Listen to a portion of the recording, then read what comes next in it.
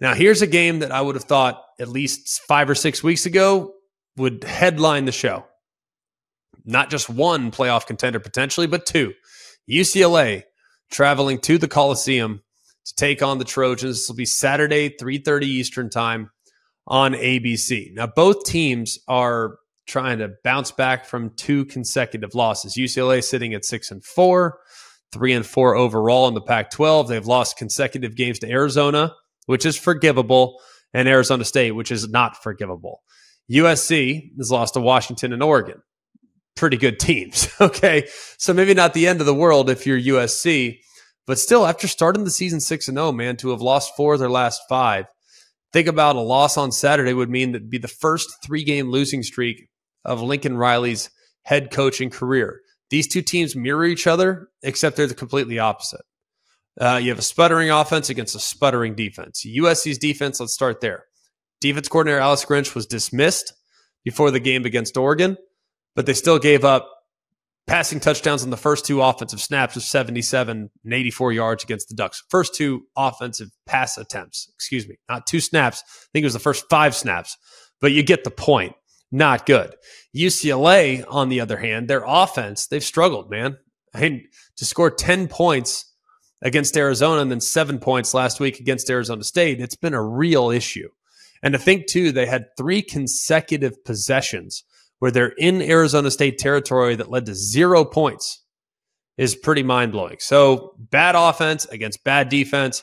What gives in this one? Another one that's a huge storyline in this one is this the end of the Caleb Williams era in college football. I think most of us assume that it probably is, assuming he probably opts out of the bowl game. I don't know if he's going to play or not. Probably not would be my guess, depending on what bowl game they are ultimately assigned to. But we're talking about a guy that, whether you like him, dislike him, you have to acknowledge his greatness. Caleb Williams is a magician. He's an incredible football player. And I think this year showcased the ability to completely take over the game in the midst of chaos. Now, I do think there have been times this year where he's maybe tried to do a little too much. Who can blame him? I mean, he's probably going into every single game thinking, man, we gotta score 50 to win. They're doing pretty close to that too. Group that's averaging about 45 points a game. That's second in the Pac-12 and second in the country. So they're doing everything that they can possibly do. And I'm just hoping, if this is the end, I hope people are able to kind of look back at just how good Caleb Williams has been in this time at both Oklahoma and at SC, because he is an all-time great Heisman Trophy winner, and it's been a joy to watch him and a joy to cover him the last couple of years. But his defense has been terrible. I don't know how else to describe it. They're 121st in the FBS. They're allowing more than 40 points in 5 of the last 6 games, and they just can't quite figure it out. I already referenced the fact that Bo Nix had a 77, 84-yard touchdown passes on his first 2 attempts. I mean, it just can't happen. All in all, it was 412 and 4 touchdowns last week. But this will be a much more difficult test this week, I think, for Caleb Williams and company going against this UCLA defense. I mean, they have a star in the making in their new defensive coordinator, D'Anton Lynn.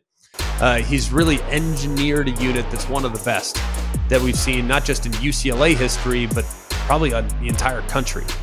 They're number one in school history currently, averaging about 70 yards given up on the ground a game. They're number 1 in the country in sacks per game, 3.8 per game. That's pretty amazing when you take that into account. And they're still losing games. I'm not sure how, but that's the way it goes. It's at the end of the Chip Kelly era. Now, I've talked to some folks out there. It doesn't sound like that's the case, but a bad result on Saturday could be the end of the road for Chip Kelly. Now, UCLA's athletic director, Martin Jarmond, is looking for any reason to kind of hang on to Chip Kelly.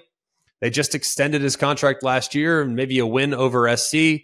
That would kind of quiet the waters just a little bit, but there's a lot of dissatisfaction knowing that he's just 33 and 32 in his 6 years, but maybe the extension saves him. But he's been dealt a bad hand this year, man.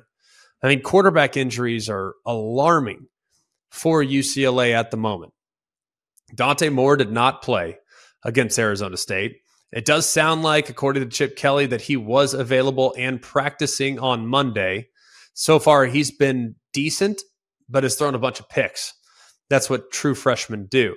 Ethan Garbers has 6 touchdowns against 3 interceptions. Has been slightly less efficient, but still only about 94 attempts this year. So he's been in and out of the lineup from time to time. Started, then was removed, then started again, and then he's got hurt. So it's been a little dicey. And then Colin Schlee, who's been more of a situational, I'm not going to call him a wildcat, but when he's in, he's probably to run the football. And he got most of the looks last week against Arizona State, but left the field with an injury. It was replaced by Chase Griffin.